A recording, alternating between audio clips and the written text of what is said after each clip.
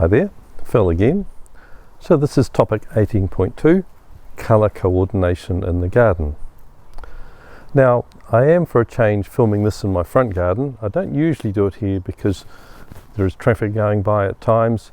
However, I was keen to do it today, partly because it is a Sunday morning and so it's fairly quiet, and also because some of the aspects I wanted to illustrate are here in this garden. So with colour coordination, I think having flower colour in your garden year round is probably impractical.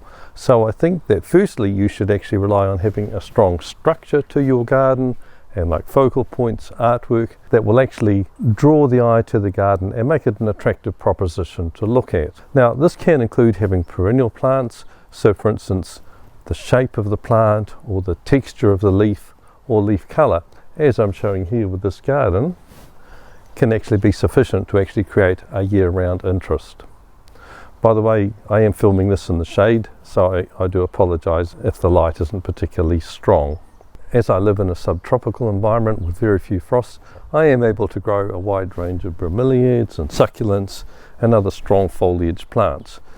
In your situation it mightn't be so easy. I generally prefer evergreen to deciduous trees and shrubs because of this. However, some shrubs are attractive through the winter. For instance, they might have attractive twigs, or they might have fruits that remain through the winter, such as with crab apples.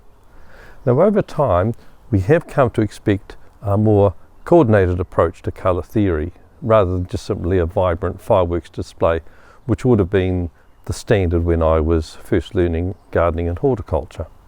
I'll just first of all go over the different colours and how they can be applied, and then I'll talk a little bit about the way that they can be coordinated together, particularly in modern gardens.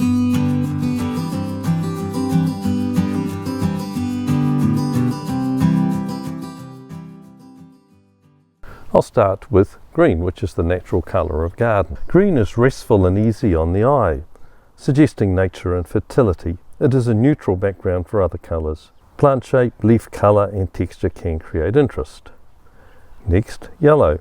This is the brightest of colours. It is a warm colour, adding vibrancy and energy to the garden and drawing attention to itself. In a garden with muted shades, small patches of yellow can lift the garden so long as it isn't overdone. Next, orange. Orange is a hot and flamboyant colour which can dominate subdued colours, so should be used sparingly in subtle planting schemes. However, in a desert garden with spectacular foliage, orange provides drama. Yellow and orange work well together. Thirdly, red. Red is another so-called hot colour. Red, along with yellow and orange, seems to advance towards the viewer and is often planted at the front of a garden. As the focus of my garden is on dramatic, almost surrealist impact, I freely use a palette of yellow, orange and red to create the striking and vibrant impression that I desire. In Marion's garden here, the red door matches her bright red impatiens beautifully. However, note that in this other garden of predominantly red and yellow, the more muted cream and mauve iris among them tends to be lost. In this other garden, the different reds and pinks actually create a slightly discordant note. They might be better separated. Next, blue. Blue is a receding colour and can be planted at the rear of a garden to provide depth. It is soothing and peaceful to the eye and creates a tranquil and serene landscape. Blue is a safe way to create a calming garden. However, it often needs artwork or garden features to ensure that the eye is drawn to the garden. My next colour is mauve and purple. These colours are also gentle and calming and recessive in a garden. Mauve and purple work well with blue and also pink.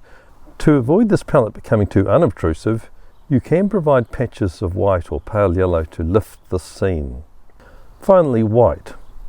White is invaluable in enhancing all colours while never clashing. It serves as a neutral contrast to separate other colours. It also lifts the vista. This stand of white flowers on green foliage at the Chelsea Flower Show was amazing and got a lot of attention. You would never be able to maintain this degree of continuous flowering in a home garden. However, the example is instructive. To decide a suitable palette of colours for your garden, firstly think about your style and also the colour palette that you prefer. Foliage gardens, many shrubs and trees are grown for screening or shading rather than for flowers. Many have a dramatic foliage and shouldn't be overwhelmed by bright flowers. Some have an attractive leaf colour such as silver, vibrant green, bronze or purple. Textural variation can result in year-round interest. White or cream flowers can lift the vista without overwhelming subtle foliage tone. Perennial gardens, a range within the colour palette can be effective. Examples are blue, violet, purple or red, pink, mauve for a harmonious effect. An alternative is yellow, orange, red for a hot effect. Yellow is a colour that adds sparkle to other colours. However, it should be used in a restrained manner to avoid dominating the garden. Bedding plants. Summer annuals often have a strong colour, as with these marigolds and also these geraniums. Winter annuals such as viola, pansies and primula are usually more restrained in colour. Exotic or tropical. The dramatic foliage combines well with flamboyant colours with no concern for subtlety. Some succulent plants have flowers with a sparkling colour pigment which enhances a desert-style garden. Exciting colour options include yellow, orange, red and magenta. Variegated foliage can add year-round colour interest where there are no flowers. I'll finish this discussion with colour combinations. In the past there has been a lot of attention paid to colour theory. However, I'm not going to do that. The tendency has been to move towards more harmonious approach, particularly with wildflower gardens. I have touched on some of the colour concepts with my discussion on the use of yellow, red and white. However, the tendency today is to move towards natural colour combinations using wildflowers or self-seeding as I do. Recently I was travelling around gardens in Europe and noticed that this is a very strong trend. Here I show a wildflower combo at the Chelsea Flower Show. Here is another example from the same event. Here is another example, this time from Hampton Court Palace Gardens. I would have to say it would take a lot of work and skill to maintain this degree of flowering. However, the principles can be applied to a home garden. I show a few examples from gardens in my vicinity. Notice that an attractive and nicely coordinated range can be achieved within a single plant species. In these cases, Cineraria and then Lavatera. In my garden, these self-seeded and semi-wild impatiens and fuchsia make an attractive backdrop for my garden. Similarly, I have allowed this purple Linearia and creamy yellow Verbascum to self-seed into a saucer of dwarf bromeliads where they add a pretty seasonal touch. So that's it for this tip. Thanks very much for watching this through to the end. Don't forget to press the like button and also subscribe if you haven't done so, and share this with other people. My video clips have been getting less attention more recently, as obviously not enough people have been drawing attention to it for the YouTube algorithm to favour my site. So I would appreciate if you do that. And thanks again for watching this through to the end. Bye for now.